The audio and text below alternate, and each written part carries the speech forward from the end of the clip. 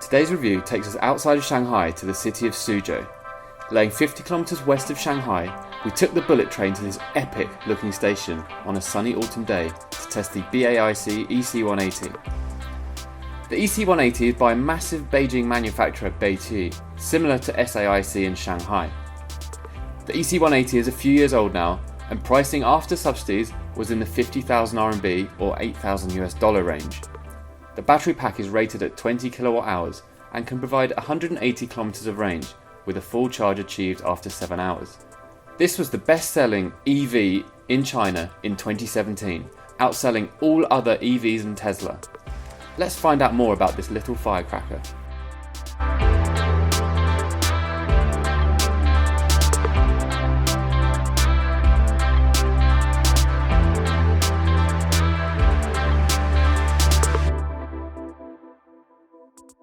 Okay, slightly different today. We're in Suzhou, so about 50k from Shanghai, and I'm driving the BAIC EC180, and this is the third time I've tried to drive this car, and I haven't been able to do it the first time because we had a flat tyre. Second time it wouldn't unlock, so I've had to come to Suzhou to drive this car.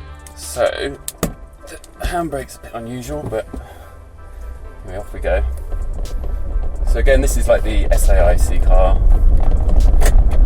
and it's a small electric runaround from Beijing's big automaker, BAIC.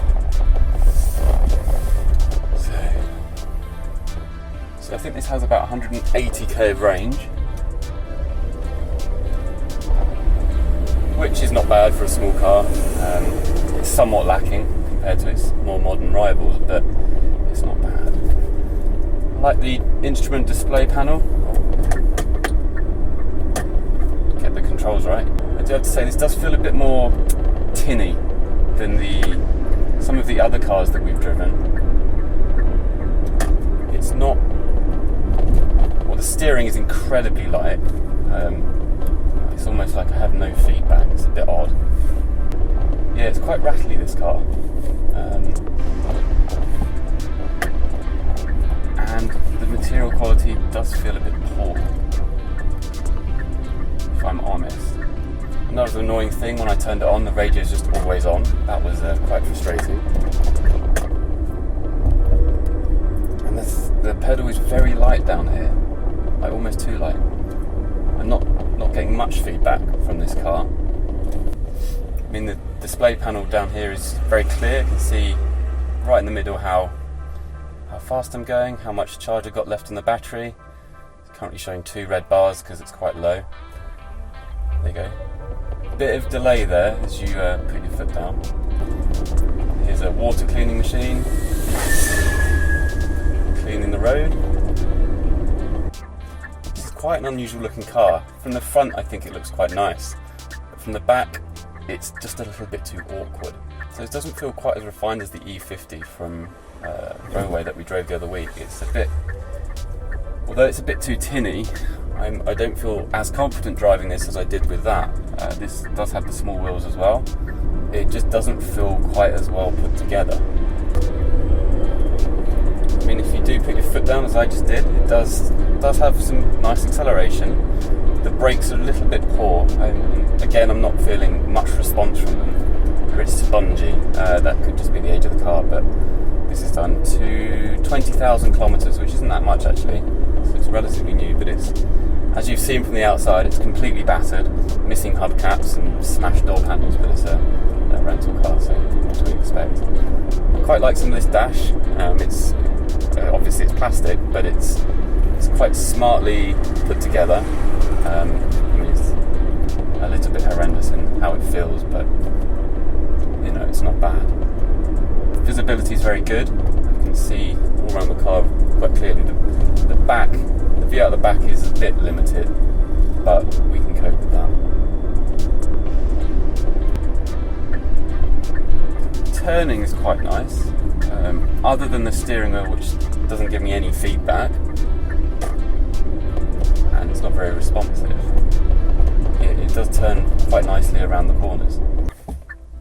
So unfortunately this does feel like a cheap car, and it's a few years old now. and I haven't actually seen that many on the road. And I think the newest crop of EVs, small EVs, kind of beats this in terms of refinement and quality inside. Hey, but this is one of their first attempts at building a cheap EV. To be honest, I think the newest offerings from Chang'an and some of the other bigger brands have this beat. There's nothing really to distinguish between the different EV brands at the moment. They're all quite similar, and essentially you're picking a car on price or looks, or if you've got an affinity to one of the brands. And so why would you choose this over the roadway? I'm not sure. If you particularly like BAIC, I know they're very popular in Beijing, you could buy one of those, but except this has a bit more of a tinny quality to it.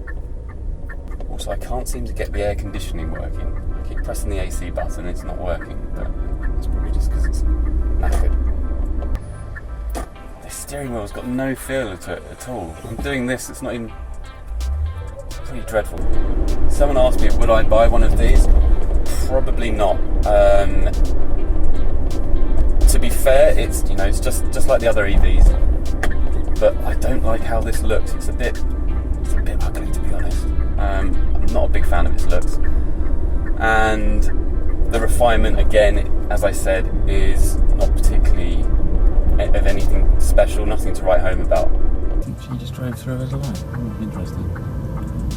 Right, let's go and find the parking, and I'm going to explain what's wrong with the back seats. Not just in this EV, but in all the EVs that we've driven. So, nice little selector here to reverse. That feels quite nice.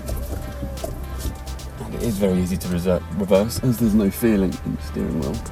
And it's got a reversing sensor, but that's about it. It's a basic car. It does have a sports mode, but I don't know how sporty you can be, to be honest, in a little car like this. And let's see if we can park this over here. Check out my parallel parking skills. Right.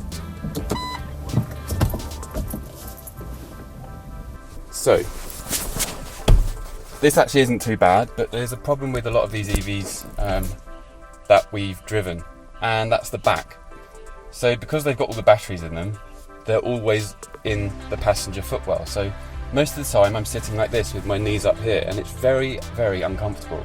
This one isn't actually too bad, and I could conceivably see myself sitting in here for a relatively long journey.